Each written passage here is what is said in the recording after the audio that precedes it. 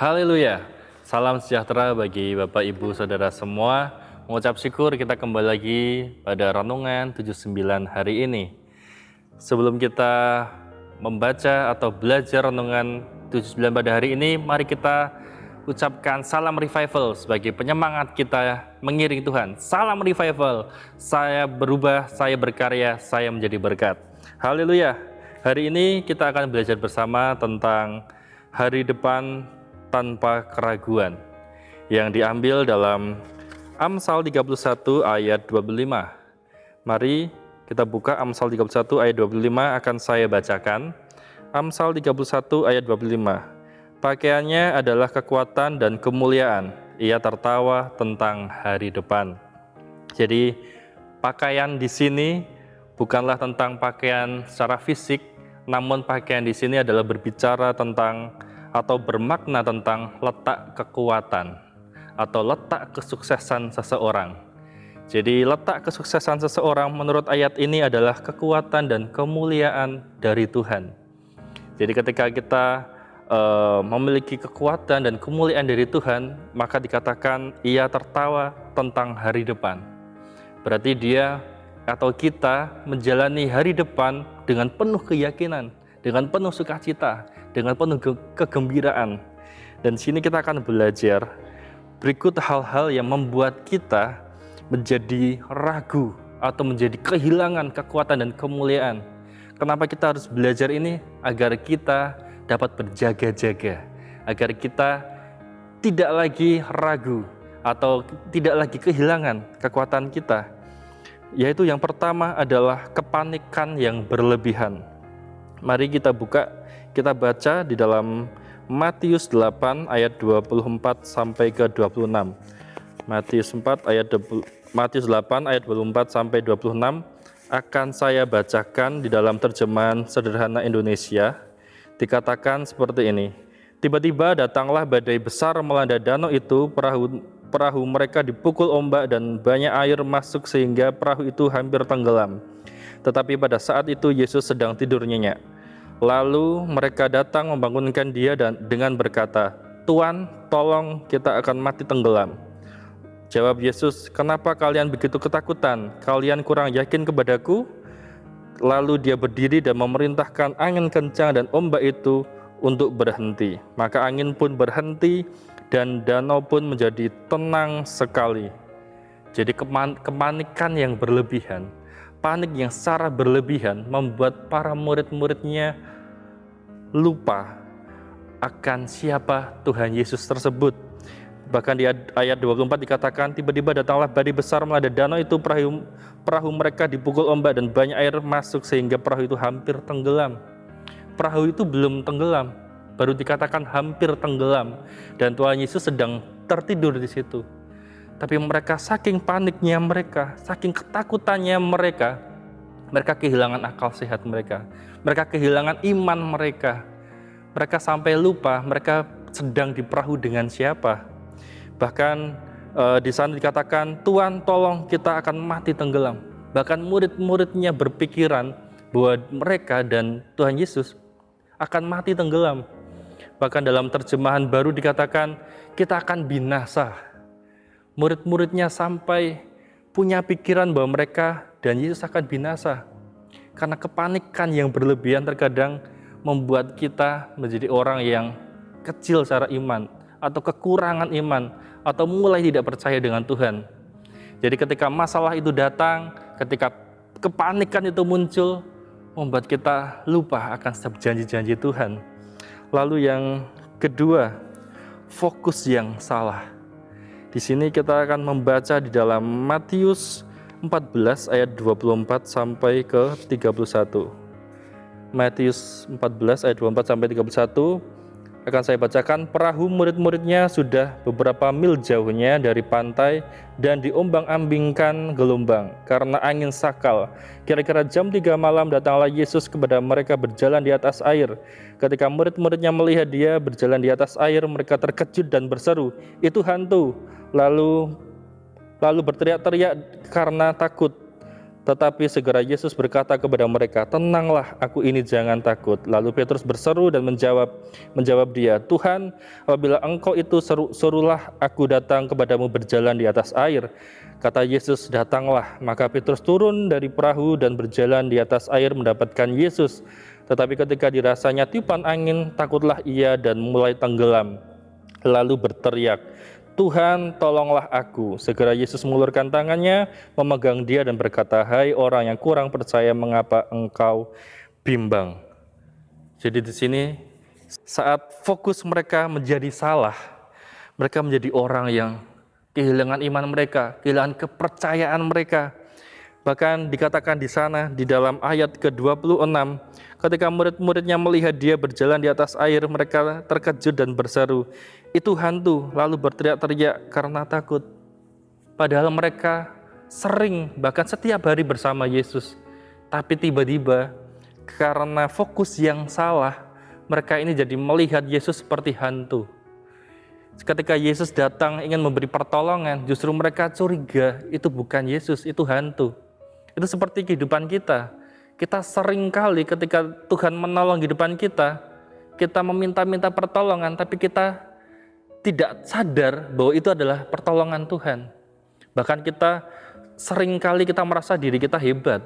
Sering kali kita mampu bukan karena Tuhan, tapi karena diri kita. Bahkan sering kali kita merasa kita mampu menyelesaikan masalah karena relasi kita mungkin. Jadi di sini fokus yang salah begitu berbahaya. Sampai-sampai muridnya tidak mengenali Yesus. Bahkan dikatakan di ayat yang ke-30, tetapi ketika dirasanya tiupan angin, takutlah ia dan mulai tenggelam lalu berteriak, "Tuhan, tolonglah aku." Ketika Petrus sedang berjalan di dalam keajaiban, sedang dia berjalan di atas mujizat, Petrus berjalan di atas air, ketika angin kecil itu datang, dia mulai ketakutan, kepercayaannya mulai hilang dan dia terjatuh. Seperti kita, setiap harinya mungkin kita berjalan di dalam rencana Tuhan, rancangan Tuhan. Saat kita hidup di dalam iman, tapi saat masalah datang, ketika fokus kita salah, ketika fokus kita bukan lagi kepada Tuhan, tapi terhadap masalahnya, maka kekuatan kita hilang. Seringkali kita berteriak-teriak kepada Tuhan saat masalah kita datang, "Tuhan, masalahku begitu besar." Padahal yang seharusnya kita lakukan, kita harus berkata kepada masalah kita, "Hai masalah, saya punya Tuhan yang besar." Seharusnya kita memiliki prinsip yang seperti ini, memiliki fokus yang benar. Jadi ketika fokus kita yang salah, maka kekuatan kita akan hilang, kemuliaan Tuhan akan hilang dalam kehidupan kita. Lalu yang ketiga, kehilangan identitas. Terkadang saat masalah datang, seperti kegagalan, ataupun keterpurukan dalam hidup kita, kita mulai menyalahkan Tuhan, kita mulai kehilangan kepercayaan diri kita. Bahkan kita merasa bahwa diri kita orang yang tidak punya kelebihan, tidak punya talenta.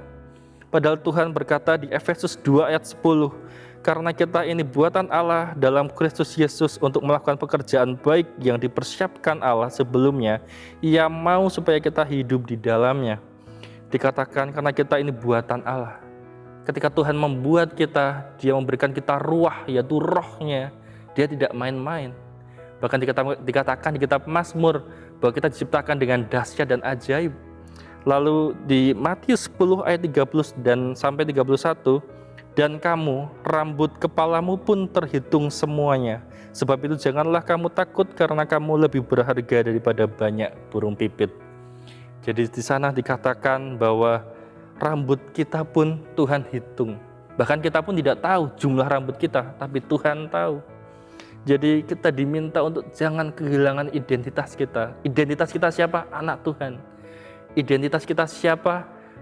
Yaitu anak-anak terang. Kita harus mengerti itu dan kita diciptakan Tuhan begitu berharga. Lalu yang keempat, tinggal di dalam dosa. Di dalam 1 Yohanes 3 ayat 6, "Karena itu setiap orang yang tetap berada dalam Dia tidak berbuat dosa lagi.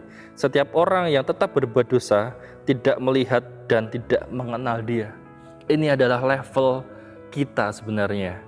Kita ini orang-orang yang sudah ditebus dan sudah mengenal Tuhan. Karena itu setiap orang yang tetap berada di dalam Dia, yaitu kita, tidak berbuat dosa lagi.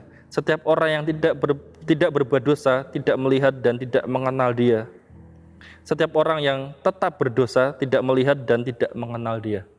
Berarti bisa disimpulkan bahwa ketika kita hidup dalam dosa, ketika kita terikat dalam dosa, itu adalah tentang pengenalan kita di hadapan Tuhan. Pengenalan kita tentang Tuhan. Seberapa dalam kita mengenal Tuhan, itu juga mempengaruhi seberapa keinginan kita untuk berbuat dosa. Semakin kita dalam mengenal Tuhan, akan semakin kecil juga keinginan kita untuk berbuat dosa. Lalu di sini juga kita akan belajar juga tentang Imam Eli di dalam 1 Samuel 3:13, sebab telah diberitahukan kepadanya bahwa aku akan menghukum keluarganya untuk selamanya karena dosa yang telah diketahuinya, yakni bahwa anak-anaknya telah menghujat Allah tetapi ia tidak memarahi mereka. Imam Eli memang seakan-akan tidak berdosa, tapi Imam Eli mengizinkan anak-anaknya untuk berbuat dosa, seakan-akan dia tidak menegur, dia tidak bisa mendisiplinkan, dan Tuhan menghukum Imam Eli. Hanya karena Imam Eli tahu harus berbuat baik, tapi dia tidak melakukan. Kita harus mengerti, jangan sampai kita hidup dalam dosa atau tinggal di dalam dosa. Lalu ada 2 cara untuk kita tidak ragu akan hari depan. Yang pertama, belajar tenang dan percaya. Di dalam Mazmur 116 ayat 7, hai jiwaku tenanglah, Tuhan memeliharamu. Dalam 1 Petrus 5 ayat 7, serahkanlah segala kekhawatiranmu kepadanya sebab ia yang memelihara kamu. Jadi kita diminta tenang karena kita dipelihara oleh Tuhan. Lalu yang kedua, mempertahankan hidup takut akan Tuhan. Di dalam Mazmur 25 ayat 12, siapa orang yang takut akan Tuhan, kepadanya Tuhan menunjukkan jalan yang harus dipilihnya. Di dalam Mazmur 112 ayat 1-6, pujilah Tuhan karena semua orang yang takut akan Tuhan dan yang mempercayakan diri kepadanya diberkati secara berlimpahan. Ya, berbahagialah orang yang suka melakukan perintah-perintahnya, anak cucunya akan dihormati di mana-mana karena keturunan orang-orang baik mempunyai warisan yang istimewa. Dia sendiri akan kaya raya dan kebajikannya tidak akan pernah dilupakan. Apabila ia ditimpa kegelapan, maka segera terbitlah terang. Ia baik hati dan berbelas kasihan, dan semua hal berjalan dengan beres bagi orang yang murah hati, yang menjalankan usahanya dengan jujur. Orang semacam itu tidak akan terkalahkan oleh keadaan buruk. Pemeliharaan Allah yang setia terhadap dia akan sangat berkesan pada semua orang yang melihatnya. Jadi ketika kita takut akan Tuhan, Tuhan akan memberkati kita, bahkan keturunan kita Tuhan akan memberkati, dan Dia akan memelihara kita. Jadi renungan ini biarlah menguatkan kita, jangan sampai kita kehilangan kekuatan dan kemuliaan, karena itu kunci dari melihat masa depan. Kata-kata penutup dari saya, ukuran keraguan kita melihat hari depan dipengaruhi oleh seberapa kita mengasihi Tuhan. Percaya dan hidup takut akan Tuhan adalah bukti kedalaman cinta kita terhadap Tuhan dan memampukan kita menatap hari depan tanpa keraguan. Tuhan Yesus memberkati. Terima kasih telah mengikuti Renungan 79, kiranya dapat menjadi berkat kita semua. Bapak, Ibu, Saudara yang ingin didoakan untuk pokok doa tertentu atau menceritakan kesaksian baik mujizat, kesembuhan, pemulihan, masalah keluarga dan lain-lain dapat disalurkan melalui chat WhatsApp di nomor 081 3274 20088. Mari kita berdoa. Tuhan Yesus, terima kasih Tuhan untuk renungan pada hari ini. Engkau sudah memberkati kami, Engkau sudah menguatkan kami Tuhan, untuk kami tetap teguh dalam Engkau, tidak memiliki keraguan Tuhan. Biarlah kami dapat terus menyenangkan hati-Mu Tuhan melalui setiap keputusan kami Tuhan, untuk kami dapat fokus untuk mengiring Engkau Tuhan. Biarlah kami terus percaya bahwa hari depan kami Tuhan indah Tuhan. Biarlah kami tidak ada keraguan Tuhan dalam mengiring Engkau ya Tuhan. Saat ini Tuhan kami berdoa Tuhan, kiranya kasih Kristus menguasai jemaat GBD El Shaddai Magelang.